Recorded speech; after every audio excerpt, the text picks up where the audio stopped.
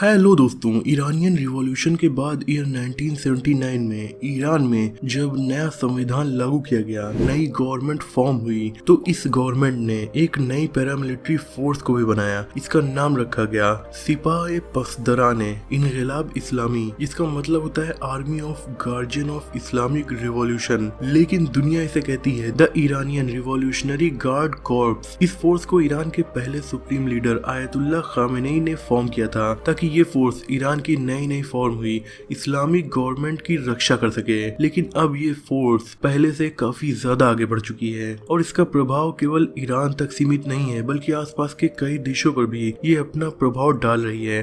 तो वीडियो में लास्ट तक बने रहिएगा। आज हम डिटेल में डिस्कस करने वाले हैं इस Iranian revolutionary guard corps force के बारे में, जिसने अमेरिका की नाक में भी दम कर रखा है। पर उससे पहले अगर आप चैनल पर नए हैं तो इसे सब्सक्राइब करके बेल आइकन को प्रेस कर दीजिए। दोस्तों, इस्लामिक रिवॉल्यूशनरी गार्ड कॉर्प्स यानी IRGC का काम है ईरान की गवर्नमेंट को बनाए रखना, क्योंकि हो सकता है देश की जो मेन मिलिट्री है वो तख्ता पलट करके ईरान की गवर्नमेंट को हटा दे, या फिर कोई विदेशी फोर्स हमला करके ईरान को नुकसान पहुंचाए। तो ये पैरामिलिट्री फोर्स इन सब चीजों से टकरा कर ईरानियन गवर्नमेंट की रक्षा करने के लिए बनाई गई है। हालांकि ईरान की इस फोर्स को बहरीन, सऊदी अरेबिया और यूनाइटेड स्टेट्स ने एक आतंकी संगठन ही घोषित कर दिया है। दोस्तों, ध्यान रहे ये ईरान की मेन आर्मी नहीं है, बल्कि एक तरह की स्पेशल फोर्स है। पर इसके पास नंबर ऑफ सोल्जर्स की संख्या किसी देश की आर्मी की तरह ही है। मतलब इनके पास लगभग 2.5 लाख से ज्यादा सैनिक हैं और ये फोर्स 5 अलग अलग भागों में बटी हुई है। इस पैरामिलिट्री फोर्स की अपनी खुद की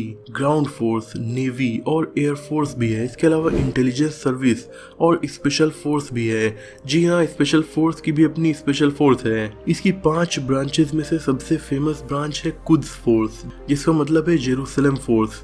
ये फोर्स ईरान के अलावा ईरानियन गवर्नमेंट के इंटरनेशनल इंटरेस्ट के मामलों को देखती है, जैसे फिलिस्तीन के कुछ ग्रुप्स की मदद करना या सीरिया, इराक और यमन जैसे देशों में शिया मिलिशिया ग्रुप्स को सपोर्ट करना। इसके अलावा ईरान की बड़ी आर्मी पावर है उनकी मिसाइल्स, तो ये फोर्स मिसाइल्स को भी बहुत ज्यादा कंट्रोल करती है। दोस्तों, IRGC को पश्चिमी एशिया का सबसे ताकतवर मिलिट्री ऑर्गेनाइजेशन माना जाता है। ये अक्सर सुर्खियों में रहती है, कभी अमेरिकी सेना को छेड़ने की वजह से तो कभी इजराइल को छेड़ने की वजह से। जैसे कि अमेरिका के मुताबिक स्ट्रेट ऑफ हर्मेज यानी फारस की खाड़ी और ओमान की खाड़ी के पास अमेरिकन नेवी शिप को IRGC हैरेस करता है। अमेरिकन शिप को हैरास किया जा रहा है। क्या ये सच हो सकता है? इसके अलावा इस फोर्स पर यह भी इल्जाम लगा कि फ्लाइट्स के थ्रू ये लेबनान में हिजबुल्ला के लिए हथियार भी भिजवाते हैं। हिजबुल्ला इन हथियारों का इस्तेमाल इजराइल पर करता है। इसके अलावा इस फोर्स के पास अपनी पर्सनल साइबर आर्मी भी है और 2013 में IRGC के जनरल ने कहा था कि उनके पास दुनिया की 4th लार्जेस्ट साइबर आर्मी मौजूद है, जिसका यूज ये विदेशों में साइबर अटैक करने के लिए करते हैं। इन्होंने जनवरी 2022 में इजराइल की एक मेन मीडिया वेबसाइट को हैक कर लिया था। हैक करने के बाद उसमें ये लिख दिया कि वो जल्द ही इजराइल के एक न्यूक्लियर रिसर्च सेंटर पर अटैक करने वाला है। मार्च 2022 में भी इसी साइबर आर्मी ने इजराइल की कई गवर्नमेंट की वेबसाइट्स पर अटैक किया था। इसके अलावा 31 मार्च 2015 को तुर्की में 12 घंटे तक पावर कट हो गई थी, जिसका शिकार वहां की बड़ी आबादी हुई थी। इस दौरान तुर्की की राजधानी अंकारा और इस्तांबुल शहर भी पावर कट का शिकार थे। बाद में ये पता चला कि इसके पीछे ईरान की साइबर आर्मी का हाथ हो सकता है। खैर, इसी तरह से ये फोर्स सुर्खियों में बनी रहती है। इसीलिए अब कनाडा के भी एक कोर्ट ने इसे आतंकी संगठन घोषित कर दिया है। अब दोस्तों, हम ये तो जान गए कि IRGC है क्या, ये काम किस तरह से करता है और ये ताकतवर कितना है।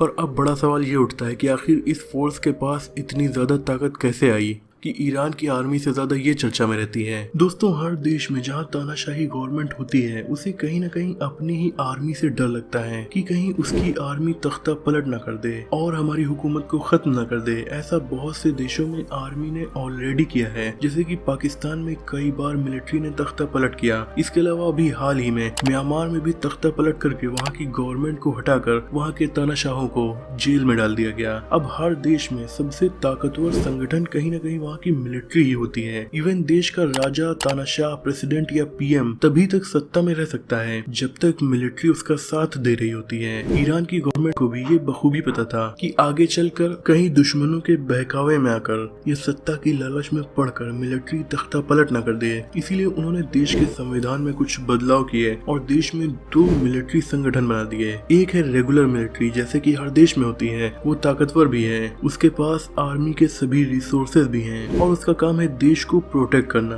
और दूसरी बनी IRGC, यह है गवर्नमेंट की वफादार, इसका काम है गवर्नमेंट को प्रोटेक्ट करना। अब यहाँ ईरानियन गवर्नमेंट के 2 फायदे हैं। अगर दोनों में से कोई भी मिलिट्री संगठन गवर्नमेंट को धोखा देकर तख्ता पलट करने की कोशिश करेगा तो ईरान की गवर्नमेंट के पास एक पूरी पावरफुल मिलिट्री ऑलरेडी रहेगी जो उनकी मदद करेगी। दूसरा फायदा यह है कि अगर कोई बाहरी देश उन पर हमला करता है तो भी उसका मुकाबला करने के लिए इनके पास 2 मिलिट्री ऑर्गेनाइजेशन रहेंगे। ऐसा ही 1980s में हुआ भी। तब तक IRGC सिर्फ डोमेस्टिक फोर्स की तरह वर्क कर रही थी और गवर्नमेंट के खिलाफ हो रहे प्रोटेस्ट को ही रोकती थी।